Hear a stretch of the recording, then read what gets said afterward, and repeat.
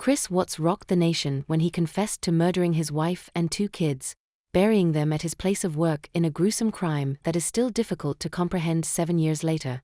RadarOnline.com can reveal the crime scene photos now that the convicted killer is said to have regrets after murdering Sean Watts and his daughters Bella, 4, and Celeste, 3, on August 13, 2018.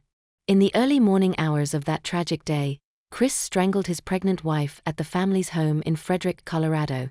He then killed their 2 young girls by suffocation.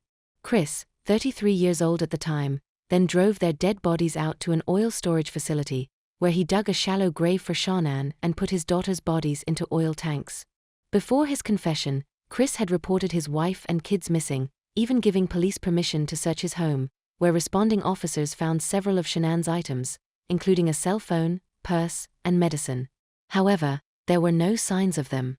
Initially, Chris told investigators he was not sure where his wife would be and claimed he last saw her at 5:15 a.m. that morning. Chris reported his wife and kids missing before admitting to murdering them. He admitted to strangling his wife and suffocating his daughters, burying all 3 at his workplace. He additionally pleaded for his wife to come home in eerie local news interviews taken from outside their home. The FBI would join the investigation, and after failing a polygraph test, Chris confessed to his father, Ronnie, and then to authorities.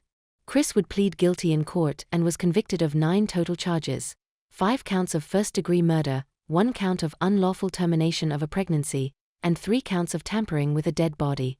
He was sentenced to 5 life sentences to be served at the Dodge Correctional Institution, a maximum security prison in Wisconsin.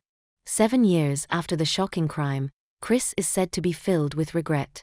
He's sad that everyone is hurting, a friend, Kim, told People about the killer's mindset. He wishes he could go back in time. He wishes he had handled things differently. Despite Kim's comments, previously leaked jailhouse letters written by Chris told another story. In the letters, Chris appeared to blame everyone but himself for his crime, claiming his wife was a control freak who didn't give him attention.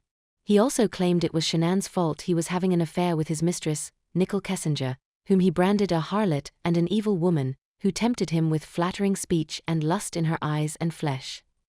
While a motive has never been confirmed, investigators believe Chris committed the heinous crime to be with Kessinger.